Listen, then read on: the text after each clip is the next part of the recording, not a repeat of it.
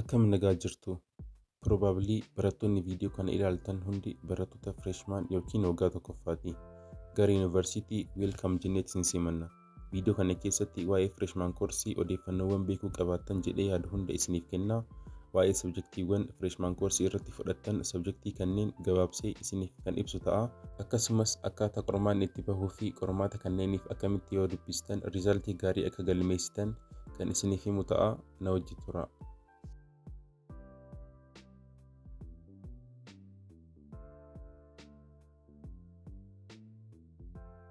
Freshman koorsiin sabjektiiwwan hedduu of keessaa qaba. Waliigala naannoo 18 ni ta'u. Sabjektiiwwan kun yuunivarsiitiiwwan keessatti garaagarummaa qabaatus gibbii kamittiyyuu miinimam sabjektiiwwan kanneen keessaa isaan 12 kan baratan ta'a. Kanas semisteera lamaan xumurtu. Viidiyoo kana keessatti koorsiiwwan yuunivarsiitii hedduu keessatti kooman ta'an almost bifa walfakkaataan semisteera jalqabaa irratti kennaman gabaabsee isiniif hima. Sabjektiiwwan kanas isaan kana dura beektanii fi isaan haaraa ta'an jechuudhaan bakka lamatti qoodee kan isiniif himu ta'a. Koorsiiwwan haaraa yuunivarsiitii keessatti fudhatan keessaa isaan jalqabaa General Psychology fi Logic and Critical Thinking dha. Egaa Psychology'n barnoota waa'ee amala yookiin biheevarii namootaa fi haala akkaataa sammuu ilma namaa kan qo'atudha. Hedduun keessan jecha Psychology jedhu kana ni beektu. General Psychology'n barnoota baay'ee namatti toludha. Inuma freshman koorsii akka jaalatan kan isin taasisudha. Qormaatni isaas yoo seeraan qophooftan kan sirriitti hojjetamudha. Akkamitti akka qophooftan gama boodaarra isiniif hima. Inni lammaffaan loojikiidha. Loojikiin akkuma Psychology koorsii haaraa waan ta'eef xiyyeeffannoo kennuufii kan barbaadudha. Kaayyoon koorsii kanaa riiziningii fi analytical skill keessan akka dagaagu kan godhudha.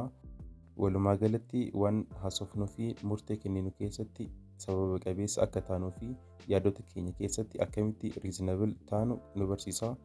Loojikii keessatti maalummaa filosoofii fi critical thinking in detail kan baratan ta'a. Qormaataan alattis koorsii real life keessan irratti jijjiirama guddaa fiduu danda'udha. Yeroo dubbistan direct memorize gochuu yookiin sammuutti qabachuu osoo hin taane konseptii isaa hubattanii gaaffilee garaagaraa yoo dalagdan baay'ee isiniif salphata. Kitaaba riifaransii fayyadamtanis boodarratti kan isiniif himu ta'a jechuudha. Egaa sabjektiiwwan lamaan kun isaan haaraa ta'anidha. Yeroo sabjektiiwwan lamaan kana dubbistan jalqaba irratti viidiyoo osoo ilaaltanii baay'ee isiniif salphata.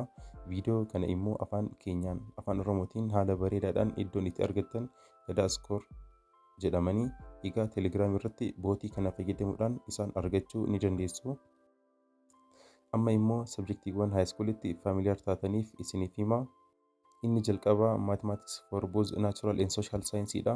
Egaa maatsiin freshman irratti isa haayiskuulitti baratan caalaatti bal'atee kan isiniif dhufudha.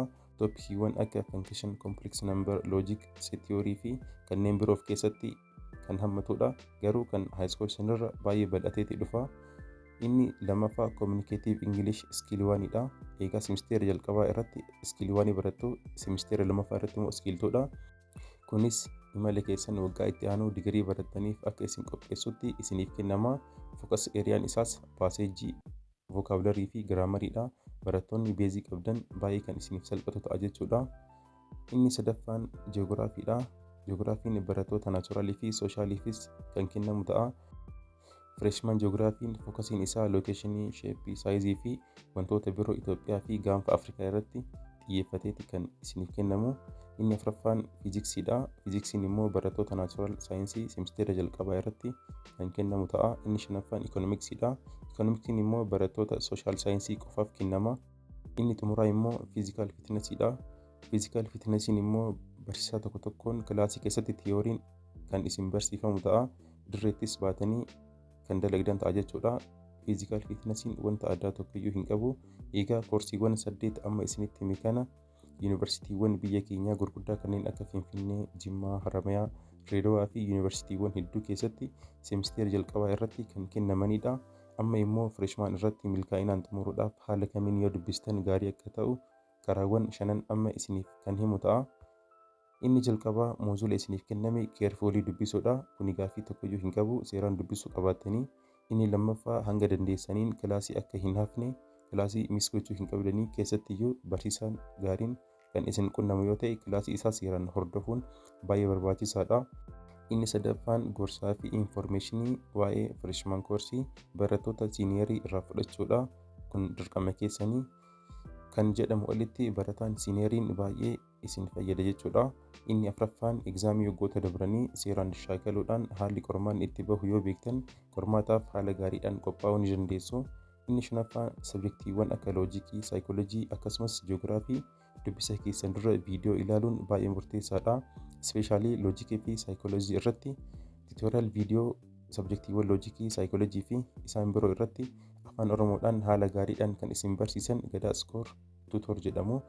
Koorsiiwwan simisteera jalqabaa irratti kennaman hunda isaaniitiif tuutoriyaal viidiyoo akkasumas shoortonootii, poowerpooyintii fi gaaffilee waggoota darbanii isiniif kennuudhaan fireeshmaan koorsii keessan milkaa'inaan akka xumurtan isin gargaaru. Tuutoriyaalii Gadaa Iskoor argachuudhaaf teelegiraamii irra seentanii @GadaaIskoorBot jettanii sarchi gochuudhaan isaan argachuu ni dandeessu jechuudha. Waa'ee fireeshmaanii fi yuunivarsiitiidhaan walqabate gaaffii qabdan kamiyyuu koomentii irratti naaf barreessaa. Odeeffannoowwan diipaartimentii fi kaampaasiidhaan walqabatan argachuudhaaf chaanalii keenya sabskiraayib gochuudhaan nu hordofaa. Teelegiraamii irrattis nu argattu. Galatooma.